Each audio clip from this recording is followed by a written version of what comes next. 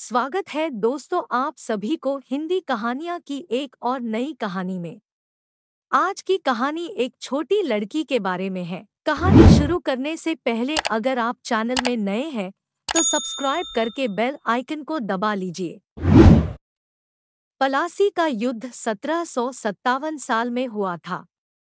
इस युद्ध के बाद अंग्रेजों का प्रभुत्व बढ़ गया।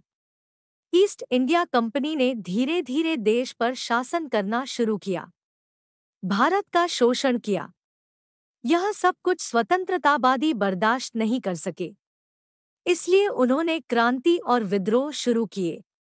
पलासी युद्ध के 100 वर्ष बाद जो विद्रोह हुआ उसे सिपाही विद्रोह कहा गया।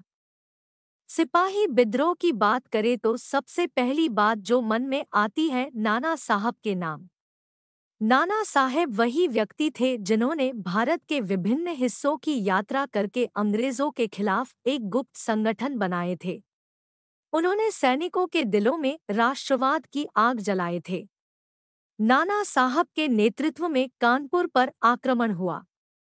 उन्होंने युद्ध करके ईस्ट इंडिया कंपनी से कानपुर को स्वतंत्र किए थे, लेकिन अंग्रेज सरकार इसे आसानी से स्वीकार नहीं कर सके। जनरल हैवलॉक और मेजर रेनो के नेतृत्व में अंग्रेज सेना ने कानपुर पर दो तरफ से हमला कर दिया। उनके संयुक्त आक्रमण से क्रांतिकारी पराजित हो गए। नील अंग्रेज लोगों के बीच नरहंता के नाम से मशहूर थे। उस नील ने कानपुर में ऐसा नरसंहार किया कि उसकी कल्पना भी नहीं की जा सकती थी। अंग्रेज सरकार क्रांतिकारी नाना साहब को ढूंढने लगे, लेकिन वह कहीं किसी को नजर नहीं आए। फिर भी जनरल हैवलॉक ने खोज जारी रखे। ढूंढते ढूंढते बिठूर राजप्रसाद पर पहुंचे। वह महल था नाना साहेब का। उन्होंने उस महल को तोपों से हमला करके नष्ट कर दिए। फिर उन्होंने उस टूटी हुई किले के अंदर नाना साहब को ढूंढने लगे, लेकिन नाना साहब को जीवित या मृत नहीं पाया। हालांकि कप्तान का मन हल्का नहीं हुआ। उसने महल की हर एक कोना छान मारे। किले में एक शिव मंदिर बरकरार रह गया था। सिपाहियों ने उस मंदिर को घेर लिया। जैसे ही वे मंदिर को नष्ट करने गए, मंदिर के अंदर से आवाज आई, सावधान। अंग्रेज सैनिक चौंक गए। कौन ऐसे धमकी दे रहा है? उन्होंने देखा कि सामने एक लड़की है। उन्होंने हाथ में बंदूक पकड़ रखी थी। वीर की तरह जमीन पर खड़ी होके अपनी बंदूक से अंग्रेज सैनिकों पर निशाना साध रखी है। कौन है यह लड़की? इतनी कम उम्र की लड़की की इतनी बड़ी हिम्मत! सेना की परवाह किए बिना निडर होकर खड़ी है। कैप्टन ने पता लगाने की कोशिश की कि वह कौन है।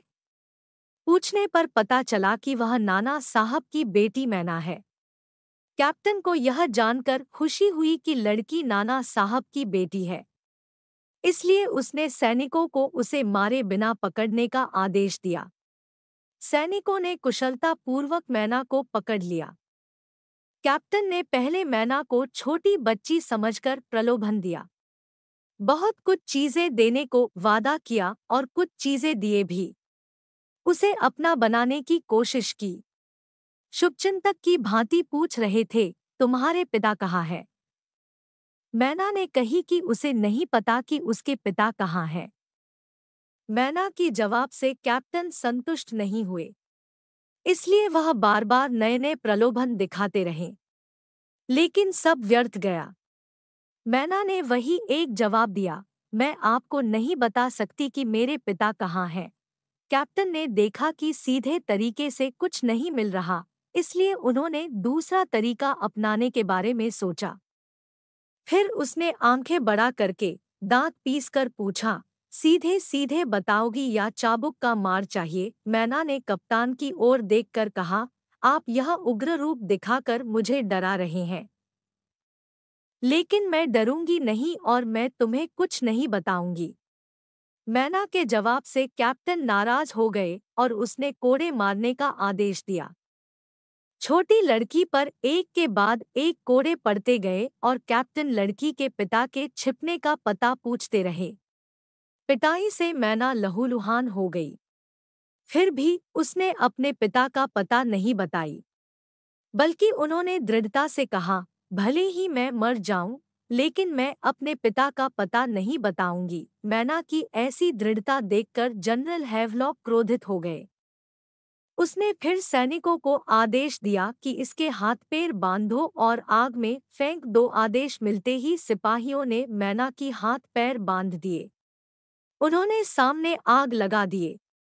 आग जोर जोर से जलने लगी।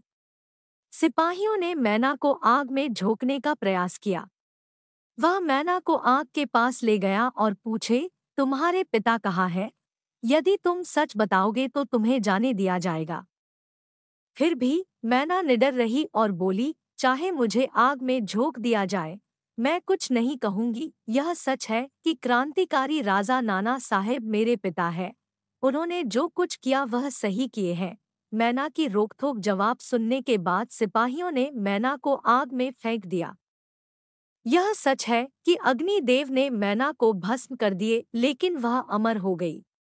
उनकी असीम साहस और सच्ची देशभक्ति सदैव एक पवित्र स्मृति बनी रही। वह भी सबकी तरह एक छोटी लड़की थी, फिर भी उनकी धैर्य, त्याग, साहस और देशभक्ति बेजोड़ थी। दोस्तों, आप सभी को साहसी मैना की कहानी कैसा लगा हमें कमेंट करके जरूर बताएं। साहसी मैना की कहानी पसंद आने पर वीडियो को लाइक करें और अपने दोस्तों के साथ शेयर करें। ऐसे ही और हिंदी कहानियाँ सुनने के लिए हमें सब्सक्राइब जरूर करें। धन्यवाद।